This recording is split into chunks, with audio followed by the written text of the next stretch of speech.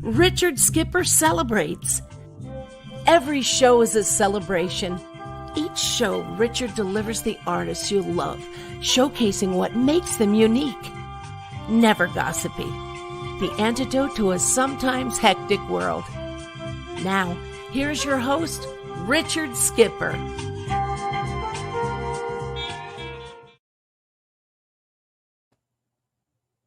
Happy Monday, everyone, and welcome to Richard Skipper Celebrates.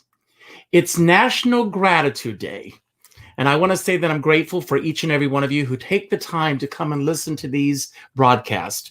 I'm all about celebrating artists, their body of worth. What makes them tick? How did they get from point A to point B and beyond? It's all about celebrating them.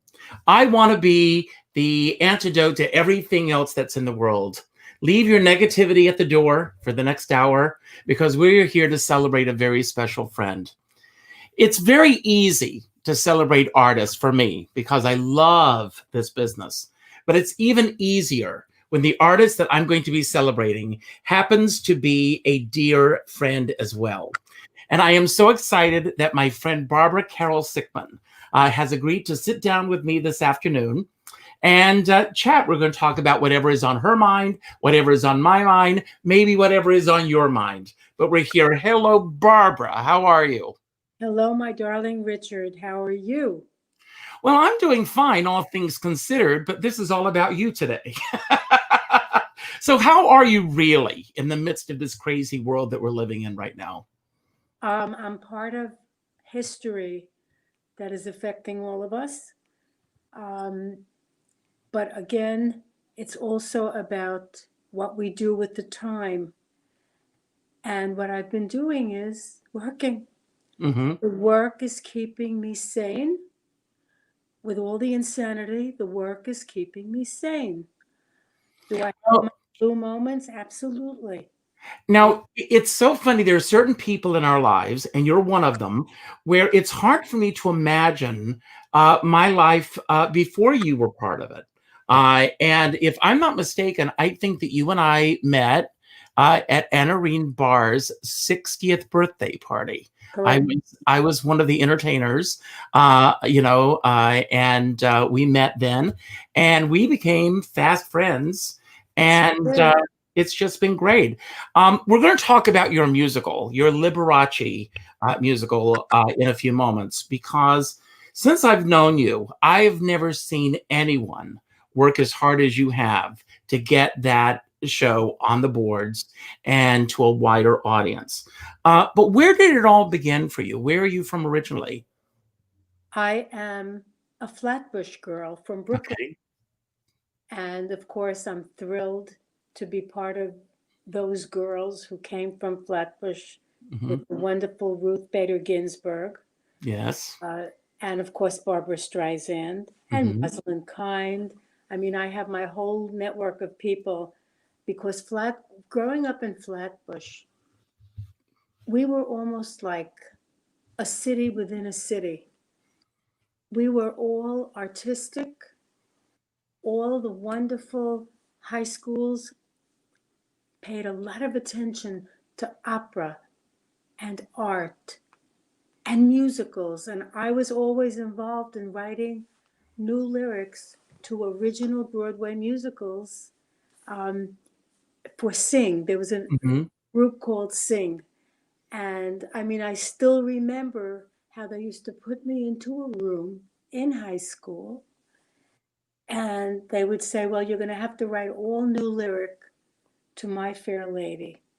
Wow. Wow. And so I'm listening to the songs and I'm just coming up with the lyrics, but I had to be roasting the teachers. Oh, okay. So I did that. So I was a lyricist even back then. Now, what is it? Understand it, but what is it about Brooklyn? I grew up in South Carolina, and long before I came to New York, even as a kid, I knew about Brooklyn because Brooklyn had this mythology that surrounded so many great artists that came, Mae West, so many great people came out of Brooklyn. What is it? It was the Brooklyn Dodgers. Okay. It was the Nathan's Hot Dog. It was the Yana Schemmel. Now, Yana Schemmel had a place in Manhattan as well, but we had Yana Schemmel Knishes. We had the boardwalk. We had Brighton Beach. We had so many wonderful opportunities. The Loewy's Kings Theater, where celebrities would come to show you their new movies. I was in the Loewy's Kings with my husband when Jane Mansfield and Mickey Haggerty came to push their film, and within days she was dead. Wow. And I was in that same theater with Sal Mineo when he came with his film. And again, this was another gentleman who died. I'm never going to go to the movies with you, Barbara. Unbelievable. No, and Jeff Chandler was the cousin to people who lived in our neighborhood. So when he and Esther Williams showed up in Flatbush, all of Flatbush came onto 93rd Street to see the gorgeous Jeff Chandler walk out of his limousine to visit his cousins. Wow. With the beautiful Esther Williams. So I was always around the most wonderful people. And of course, I was around Barbara Streisand because she went to Erasmus. And is that where you went as well, or did you go to another school? No, I started out at Erasmus. Okay. And I wound up at Wingate because what had happened is they changed the district. And I used to cut so much from Wingate and run back to Erasmus because I was very unhappy. It's a good thing I was a decent student because I was heartsick over having to move out of the high school that I loved to go to a high school that I didn't love. So that was hard for me. It was a little hard for me, but you know something? I had my little career. I was a Borscht Circuit singer. I was making records in. Now, I want to back up before we get to that point. Okay. I want to go back because you've got so many friends here who probably have known you for years, but there are details of your life that I'm going to bring out today. I want to know about your parents. Do you have brothers and sisters? Tell me a little bit about your parents and what they did. I had wonderful parents. My mother came to this country at the age of 8 years old in 1921 from Warsaw, Poland, with her father. And she lived on Ellis Island for 6 weeks till they could get her naturalization papers.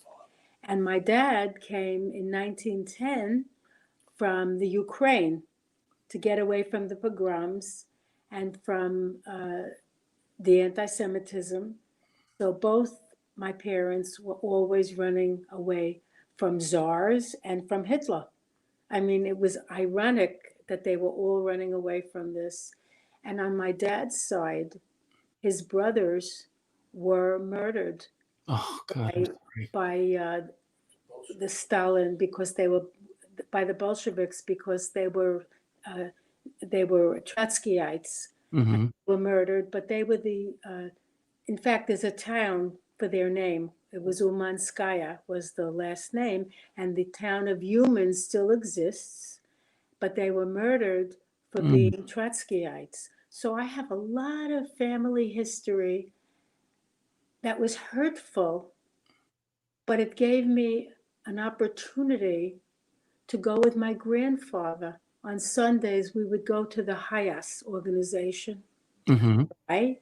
He was looking for Landsman. What was a Landsman? Someone who may have survived the Holocaust. Wow. But he would wake me up in the morning and he would say, "Come, kind, come, child. Megan, we're going to the Hayas organization. We're going to go to Horn and Hardart. You're going to have a lovely day, and maybe we'll find a Landsman." So we used to go to the Hayas organization, which, by the way, which is very interesting. It wasn't just about Jewish people. It was about people from all over the world who came to America to try to have the dream come true. Everybody wanted to come to America. So Grandpa Nathan... Did they have any connections at all in Brooklyn? How did they end up in Brooklyn? They ended up in Brooklyn because Grandpa Nathan and my Uncle Jacob, who served, by the way, in World War I, when they came over from Poland, The minute they came over from Poland, they were inducted into the infantry. Wow. So they became automatically American, and they were in the infantry. The two brothers opened up bakeries in the city in Brooklyn, Anytel Bakeries, and they baked the most wonderful challah and the most wonderful cornbreads and the wonderful strawberry shortcakes and Charlotte Russes. So I grew up with a lot of cake. My parents were in the food business. Dad was running 17 meat and poultry stores in Brooklyn. So there was always food on the table. And in my growing up at 213 East 93rd Street, and I did write a play about it. It was called The 93rd Block. Was very interesting. And have you been back there any time lately? I mean, is it how has it changed? I know it's been, quite some time. I'll tell you how it changed. There was something called blockbusting. And at that time, the real estate business wanted to get all the white people out of that area and make it ready for Black people to come.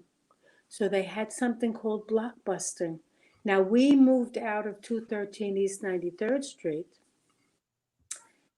before that happened, and we went to 40 East 43rd Street, which was one of the first co-ops in Brooklyn. And that's when I started Erasmus High, and then they built the banjo school, and they changed the district thing. But what happened was, all of a sudden, the blockbusting started, and not to break into what's going on right now, but at that point, the Trump people weren't allowing Black people to come into their buildings. That was what was going on then. And it's still going on. It's still going on.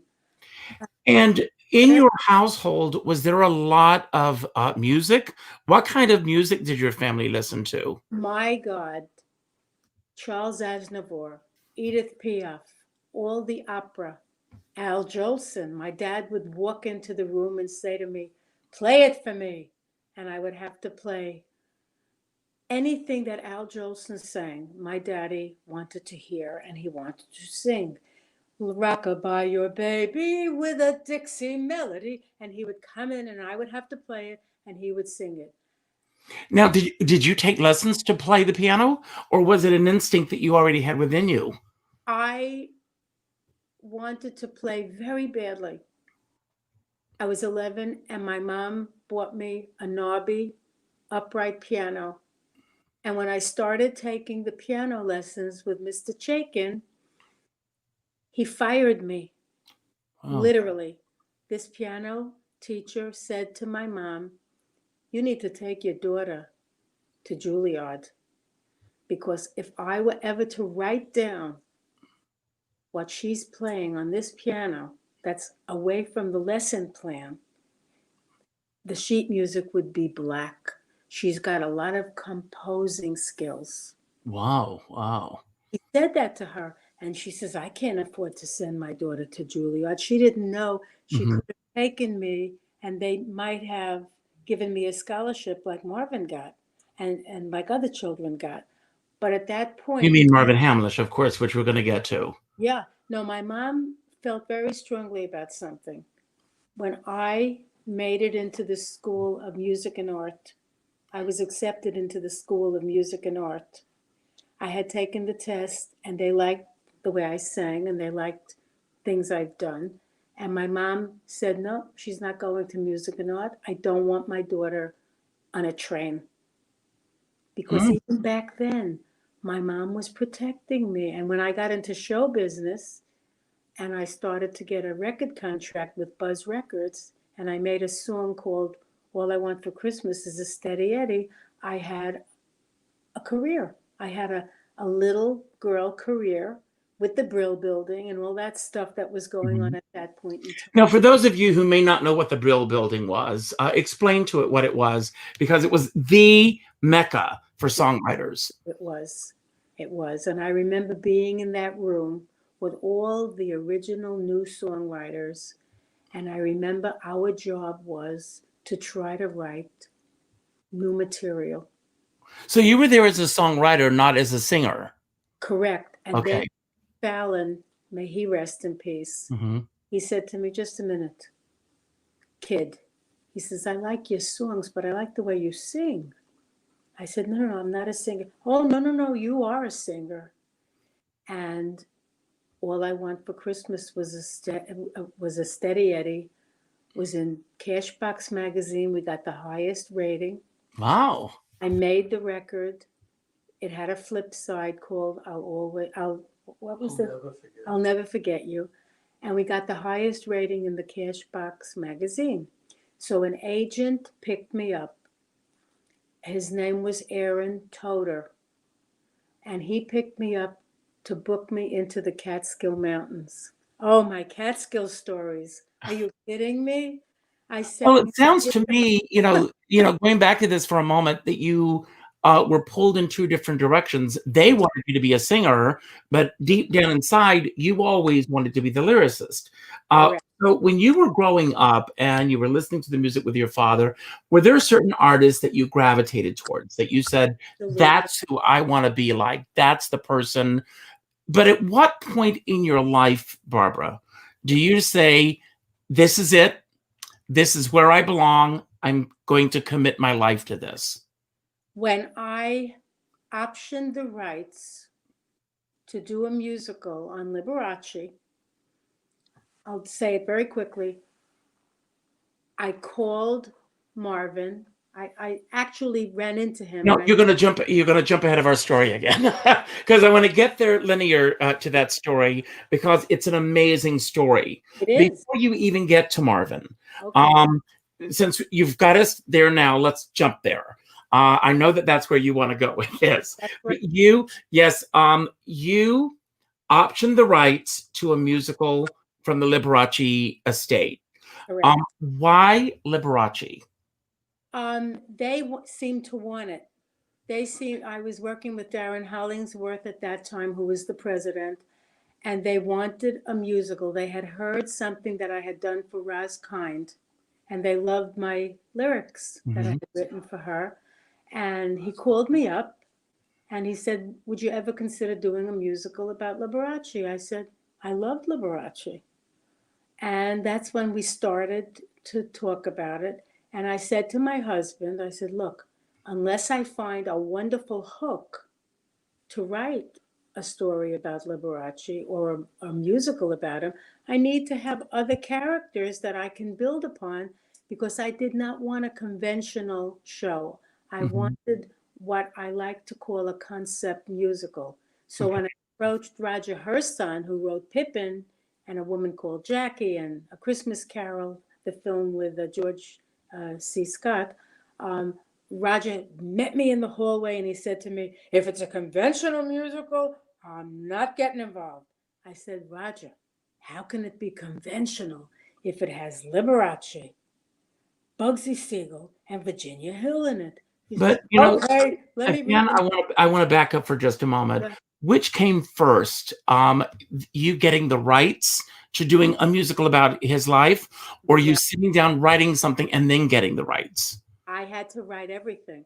I wrote the concept, and what happened is my husband found a book on Liberace, and out fell an article. And in this article, Liberace talks about meeting the gangster for the first time. And I said, Ron, stop the car. I found my hook. I found my musical. Stop the car. And I'm reading the way Liberace is saying, and he would send a limousine for me every night while he was building the hotel. And he was so nice to me, and he was so handsome. You're talking about Bugsy Siegel. Yeah. Okay. So when I saw that, I said, just a minute. There's my musical. There's the reason to even write it. And then when I worked with Roger loved that whole concept. He says, and you got the beautiful woman on the stage, you have Bugsy Siegel, and you got Liberace, you got a musical. That's when I called up Marvin. I said, Marvin, I always said... Okay, again, I'm going to back you for just a moment. Go ahead. You originally met Marvin at the Friars Club. I ran into him. I You knew ran into him and you told him all about this musical that you were writing. correct. I met him and he says, bring me something that I like Mhm. and maybe we will work together. Okay. I call him up on a phone. Within minutes, he called me back in this house, by the way. Within minutes, he says to me, okay, what do you got? I said, first of all, did you like Liberace? Yeah, he was a wonderful guy. I said, what about Bugsy Siegel? He says, what does Bugsy Siegel have to do with Liberace? And I start to tell him this story. He says to me, send me all the material. I'll be out of town because I'm conducting the Pittsburgh Symphony. When I get back, if I like what I see, I'll call you. Fine. Mail it to 970 Park Avenue. Okay. And I do all this mailing. Ron is helping me put the packages together. Within 5 days, I get a phone call from Marvin Hamlish. He says to me, I like all this stuff. When can we meet? I says, Marvin, whenever you want to meet. He says, how about in an hour? And it was Easter Sunday. It was Easter Sunday, yes. Yes. And in walks Marvin Hamlish into my living room in Manhattan. And, you know, I'm not starstruck because you can't be in this business. You can't act starstruck. And even my husband was thrilled because Now, Ron, wasn't there an interesting coincidence that I yeah, think it was either your representative was also his representative, yes, and it opened up that was another connection that you both had? So we both it was meant to be. both had Seth Gelblum. So Seth, my darling Seth, another person who passed away, unfortunately. I loved Seth. He was wonderful. He said to me, you know, right now at this point with you and Marvin, I got to send you to my associate. So until you guys merge, I said, no problem. So we were with the same firm. You know, there was a lot of connections between Marvin and myself. Again, I knew him on and off for 20 years, and I used to run into him in Sag Harbor. So it was really going to be a wonderful, and it was for that, it was a wonderful year and a half. You know, he was working on the Jerry And Lewis. Marty Richards was interested in bringing it to Broadway. Marty wanted to raise $2 million for me. You know, Marty Richards was responsible for the comedy song, The Yellow Canary Diamond. He was the inspiration. In Capri, Italy, he says to me, go write me a song about a yenta buying jewelry from Lena. So I wrote this crazy song, and Roger Hirschson hears this song. He's hysterical laughing. He says, we got to find a way to put it in the show. Why? Because sometimes a great song like that has nothing to do with the musical is going to be a hit, especially because you're giving it to the Sophie Tucker character. And, you know, Liberace lived next door to Sophie in Palm Springs. Mm-hmm. I have a picture of Sophie literally sitting with Liberace in his house. So she did sit with him and she did tell him, Bojik, go and send penny postcards to everybody and let them know who you are. You know, she was instrumental in his life. I owed her a little something in this musical. And I got a wonderful performance from Janet Aldrich. She did a wonderful performance and won the award for doing the portrait of Sophie in the Now, NIMS was production. there any resistance at all from the Liberace estate when you told them the direction that you wanted to go with this musical? Yes, there was. When I was working with Darren, everything was wonderful. He loved the concept. Again, you know, you got to understand when you have someone like Roger Hirschson and Marvin Hamlish to bounce ideas off. I'll give you a wonderful example. Roger and Marvin, myself, we had a wonderful afternoon together. And Marvin looked at Roger and says, you know, Roger, we're going to need a little more milk. Why did he say the word milk? At that point, the Harvey Milk movie was excellent, and he wanted a little more of the gay struggle in the musical. And Roger looked at Marvin and says, yeah, but just a minute, Marvin. He said to him, I understand what you're saying, but this is really about a showman who happened to be gay. We don't want a lot about that because the world knew. Well, We want, Barbara, let me ask we, you a question about that, if you don't mind. I no, know not at all. that Liberace was very, very protective of Yes, that aspect of his life. And it's interesting, I just watched a documentary in preparation for this, where he's giving a tour of his home. I'm sure you've seen the documentary. have. And there's no denying he was so flamboyant and everything. But he even sued the tabloids, which I know you address in the musical, and won the case. Yes, But what because he was so protective of that aspect of his life, right. uh, was the estate also protective about keeping that information At not first, exploitive or but under wraps? the old guard did feel that wasn't going to be the primary issue that we were going to deal with. But let me tell you, this is interesting because Marvin agreed with me. I said, Marvin, when I first started this project, I really wanted to start with what happened between Cassandra and the UK and, well, Cassandra, and how Liberace decided he's going to sue the UK and this person, Cassandra, and he's going to go into a lawsuit against them. Mhm. And at that point in time, George didn't want him to do it. Seymour Heller George didn't. is his brother. Yes, but Liberace wanted to do it. He didn't want to let this man get away with his innuendos. Mm. And the song that I did, which is called "Oh Cassandra," tells you, why should my flamboyance cause such outrage and annoyance? Did you ever see what those cowboys wear? So, the song tells you the story and how he was defending himself.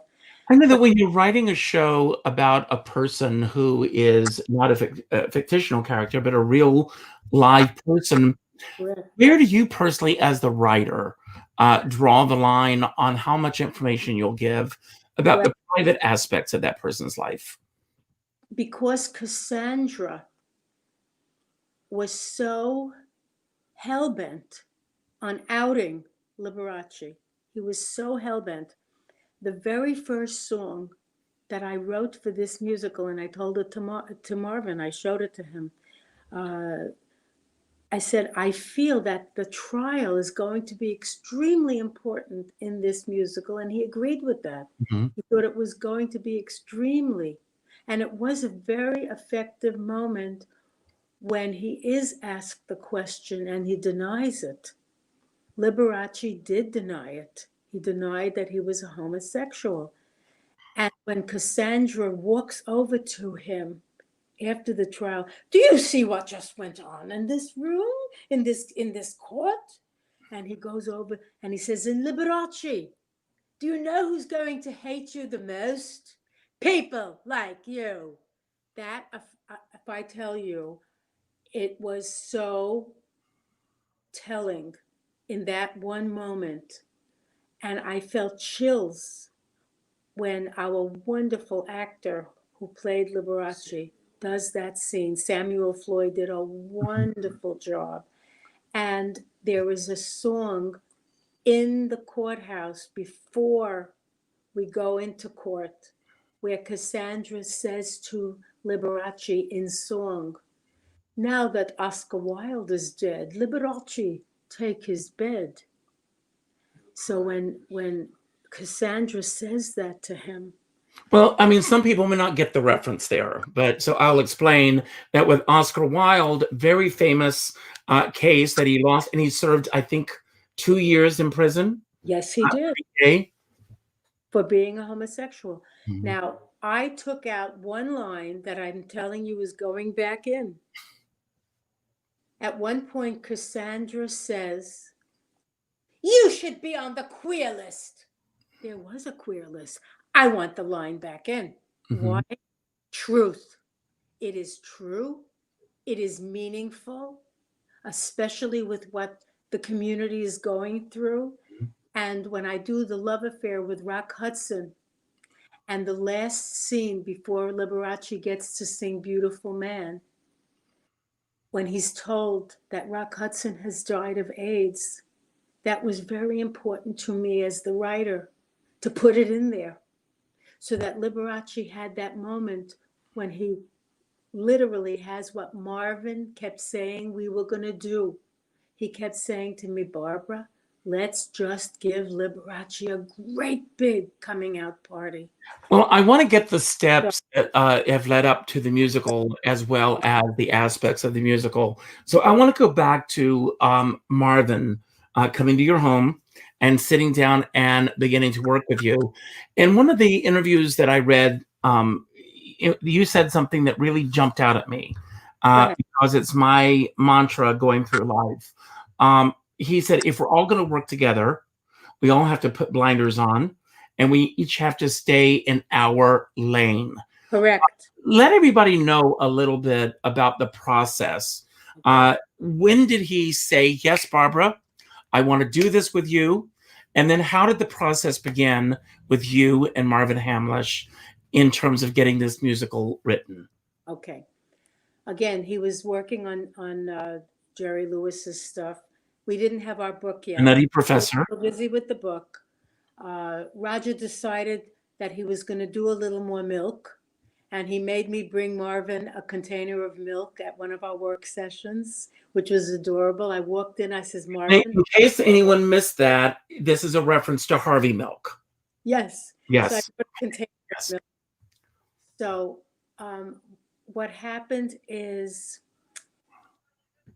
Marvin had rules. He liked 6 lines. Only one time did I give him 8. But when he heard those 2 lines, he says, all right, write it down, because he liked 6 lines. Okay. Marvin had a rule. Everybody stays in his own lane. The lyricist is the lyricist. The composer is the composer. The orchestrator is the orchestrator. The director is the director. The book writer is the book writer. He liked organization. Now, this is a sidebar, but I have to tell it to you because I may not have told it to you.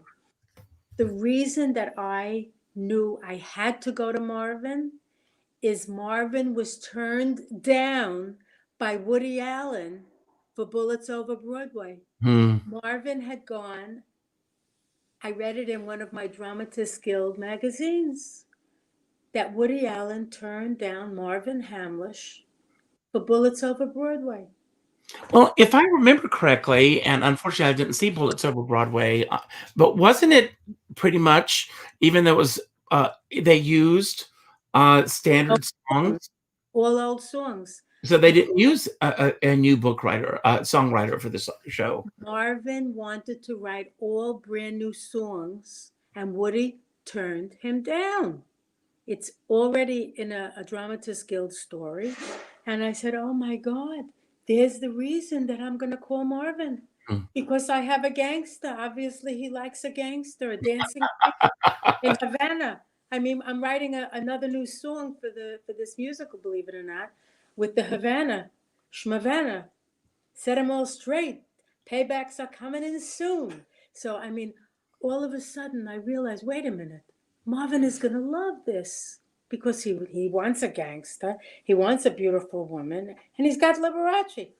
That was the hook that hooked Marvin. And Marvin and I went, I can tell this story now because it was the only time that I wanted to keep something from Marvin, and I can prove what I'm saying. We were called in by Harbor, is it Harbor?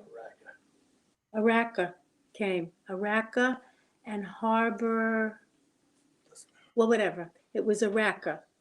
And we went to a meeting together. And who are they? Mark Rigo, is it? Rigo? Big producers wanted to meet with us. And I came with Sheldon Harnick's nephew. Okay. He called me up in an airplane. I just embarked. I just got off an airplane. When can you bring me Marvin? I said, I'm away for 2 weeks, but I'll bring him. Okay, fine. We set up the meeting. I walk in. I kept my mouth shut.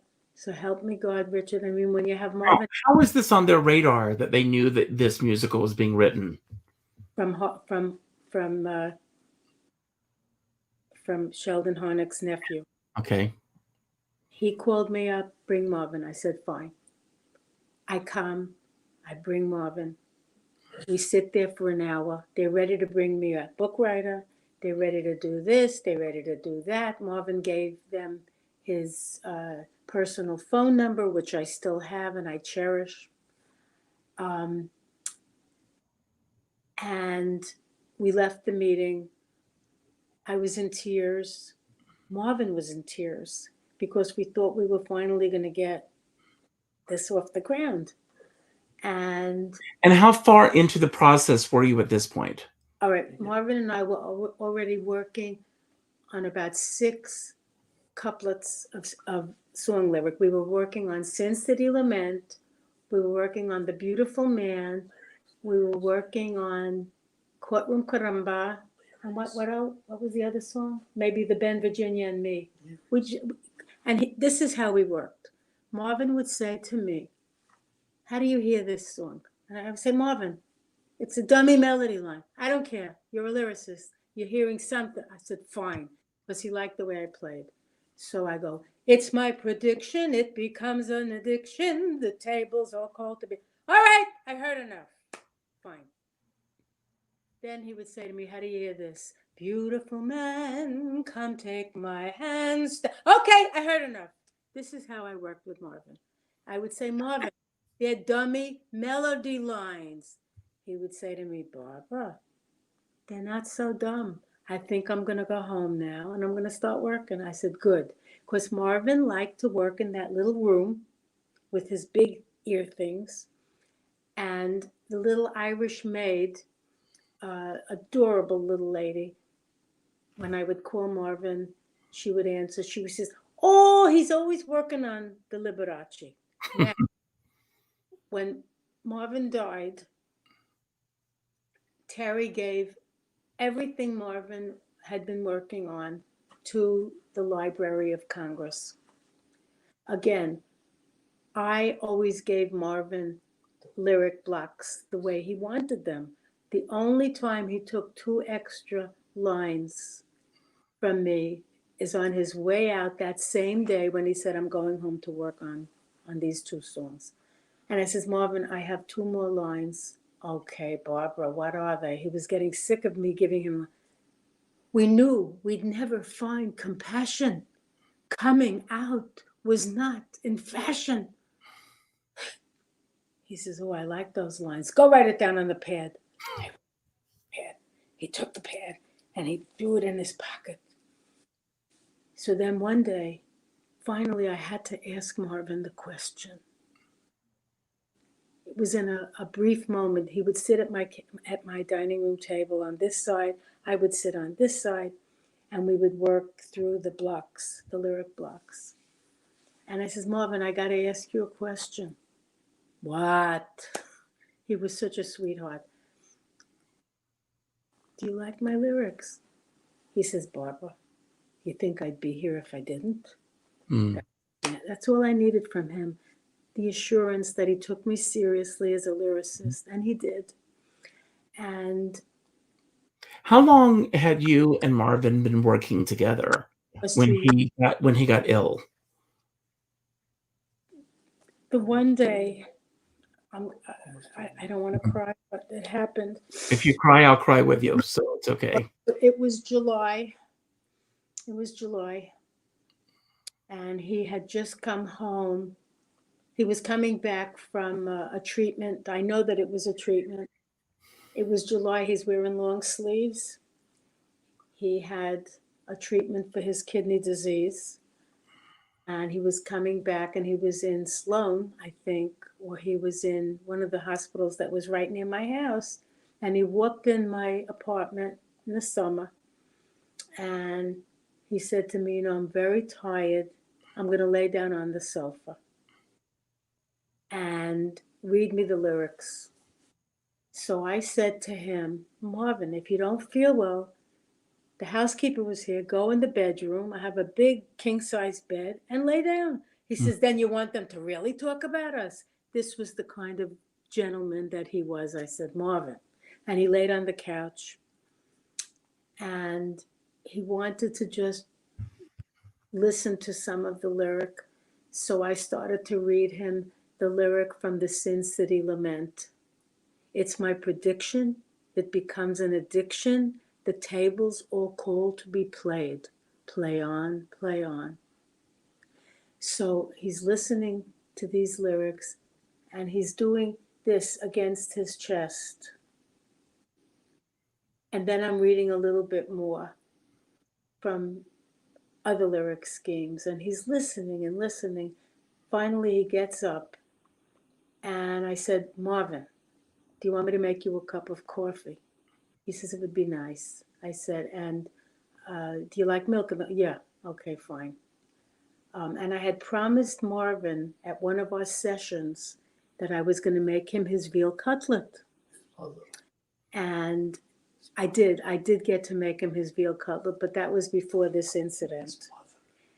And look, he was such a dreamboat. One time I had to meet him for lunch at the Delicatessen on 3rd Avenue, Bernstein's. He said, meet me and we're gonna have a quick lunch and we have a discussion. So I met him.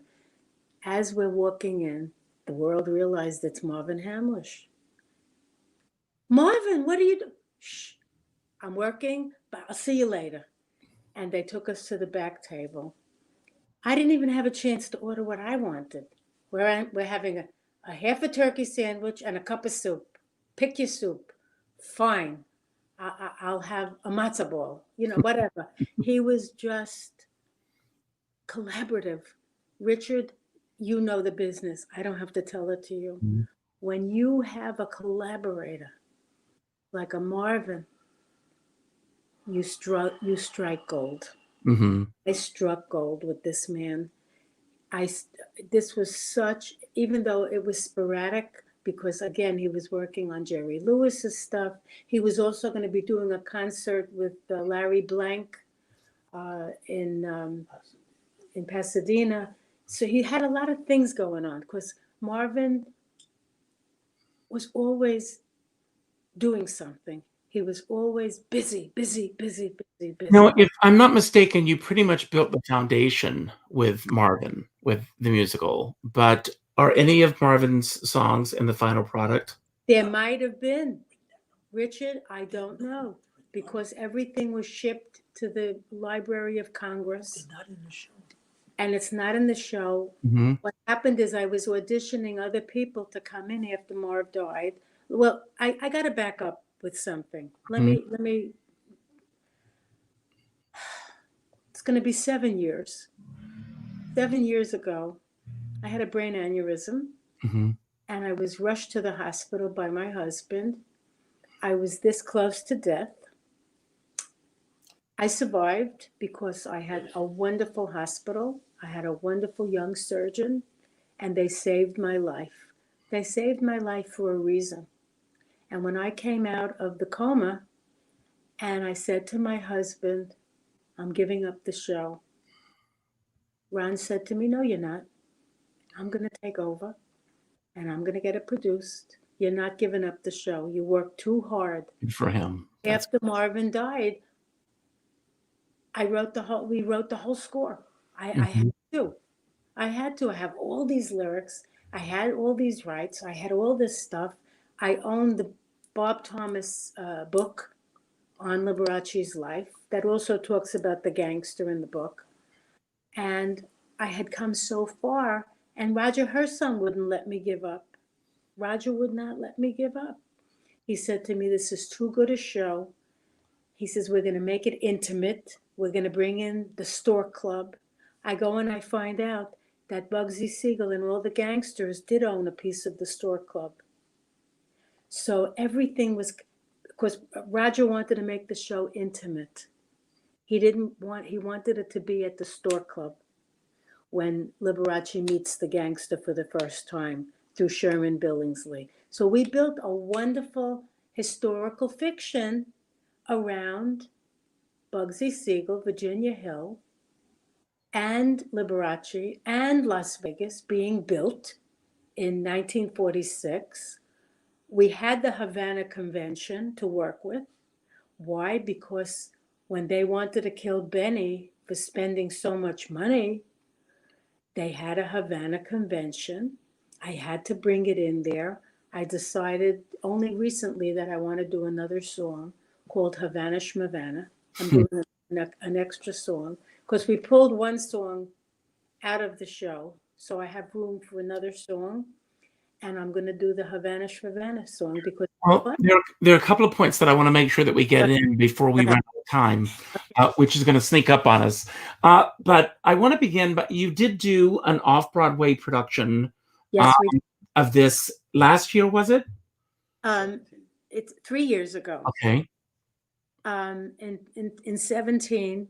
And the person who was the stage manager of that Acorn Theater, they gave me a beautiful theater on 42nd Street. It had a beautiful theater. He came over to me and he said to me, I wish you could keep this show here for at least 6 more weeks. He loved the show. We really had very beautiful reviews of this show. And when you see the show up, even though we left a very important song out, and we realized that after we saw it, it was called Bugsy Siegel. Well, the song was really called Aftershock, but the hook line was Bugsy Siegel got whacked tonight. It was a funny song. Roger Herson loved that song. He says, why did we pull that song out? I said, time constraint. We had to make decisions. So we pulled the song, but of course the song is back in. And the new song that I'm writing again is Havana Shmavana. Because again, a musical has to be ready for the Broadway that we're going to be bringing back. It's not dead. The Great White. It can't be. It can't be. We can't let it be dead, Richard. And people like you and people like me and people like my husband, we are going to be ready before the pandemic. So help me God, I'm raising my right hand. Before the pandemic, we were in discussions for major producers that liked this musical. And then the pandemic hit. Those discussions are on hold right now. But I'm not giving up. London wanted us.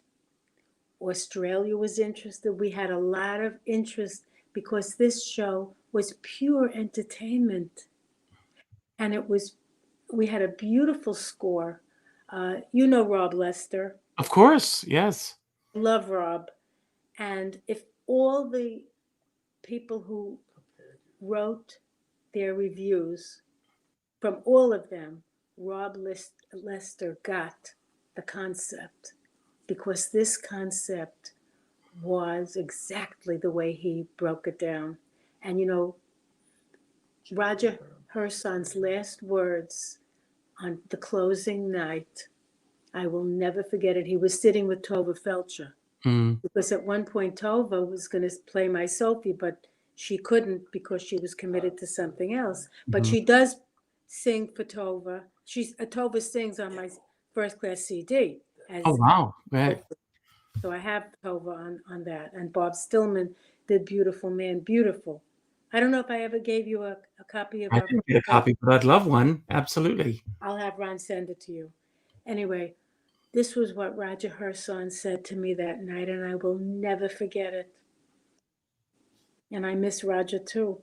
God almighty, there's a lot of dead bodies. He said to me, Barbara, we've got the show. And we did. And I will continue working on it. I am telling you, the world needs gorgeous entertainment. And that one big song at the end of Act 1, Too Much Is Never Enough. Oh my God.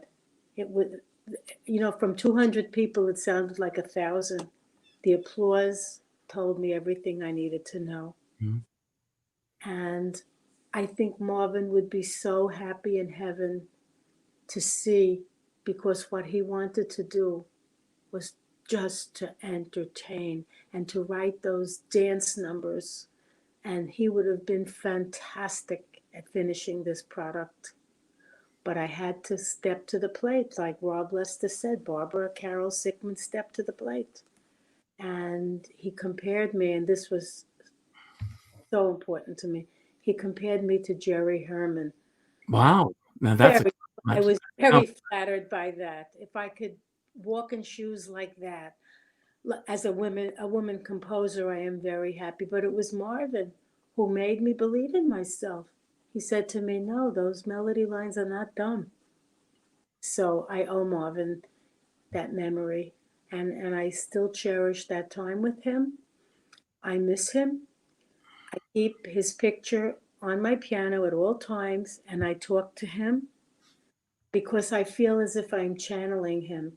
And I do believe we gave Liberace this great big coming out party. And to all the gay men, and I've lost many of my own friends. And the way Rock Hudson and Liberace died within a year and a half of each other from AIDS, when I say that the song Beautiful Man is dedicated to all those beautiful, beautiful men that died of AIDS. And I always felt that it was an anthem for the beautiful men who lost their lives to this dreadful disease. That, by the way, excuse me, and I make reference to it. You know, the Reagans were not exactly kind to that disease. And not that I'm not making them into villains, but, you know, look, they didn't want to let gay men know that they needed to wear a condom and that there was this terrible disease coming full circle. How many men wouldn't have died had the Reagan administration been honest? Did I tell you that Rock Hudson sent a plea to Nancy Reagan to help him with the French hospital? Did I tell that story to you? Yeah. Yes. That kills me. Look who we lost. Not just because Liberace was a beautiful man and Rock Hudson was a beautiful man. There were many beautiful men. Did I ever tell you that Marvin went to France to get drugs from Michael Bennett? And I never knew that. That's amazing. Marvin told it to me. He says, I went to Paris, I went to France to bring back those drugs. It was too late. Wow. It was too late. Look how many beautiful men we lost. I know. So my show is dedicated to that as well. And we keep the love affair between Rock Hudson and Liberace secret in the show. And we do have moments when we see them together because I wanted them to be together. There's one scene out on the field when they're building the Flamingo Hotel, and when they come out and they see Ben and Virginia are standing, kissing, they feel embarrassed, and Liberace says, get over here, boys, and join the party. And the four of them just stand there, arms around each other. And Bugsy looks up at the sky. Look at the neon across the sky. It's here for all of us. There's the show. There is the show. That is the show. It was here for all of us. I think I lost sound. I'm saying that, here we are. We are at the end of our show. Okay. Before we go, a few things that I want to say. First of all, I want to thank everyone who tuned in today. If you enjoyed the show, and I hope you did, please go to my website, richardskipper.com, and put your thoughts about the show in my guest book. That helps to boost us in other areas. I also end all of my shows by telling everyone to go out and do something nice for somebody else without expecting anything in return. So basically what I would like everyone to do is I would like everyone to go to your Facebook friends list, go to your friends list, and look at the second name that pops up and give that person a call and let them know what they mean to you. Because it's important that we reach out to each other, especially nowadays. And as my dear friend David Friedman, another great songwriter, said, we are all in this together. We're not in the same boat, but we're all in this together. And also, Barbara, how can people get in touch with you to find out what the future is of the show? Through New York Lyrics at AOL.com. And I guess that's it. New York Lyrics at AOL.com, all spelled out. And we're still going to keep working on this show. Don't let go. I believe in it, and I think it's pure entertainment, and I'm very excited about it. And I'm reinventing certain aspects of the show to make it even stronger and more important. And I'm turning it over to you now. I'm going to give you the final word. Hello, people. Our Broadway will come back. We just have to have patience and belief and spirit and be spiritual about that. God is going to shine down on all of us, and we will reinvent theater bigger and better than before. Barbara, I love you. I love you too, Richard. Goodbye. Bye.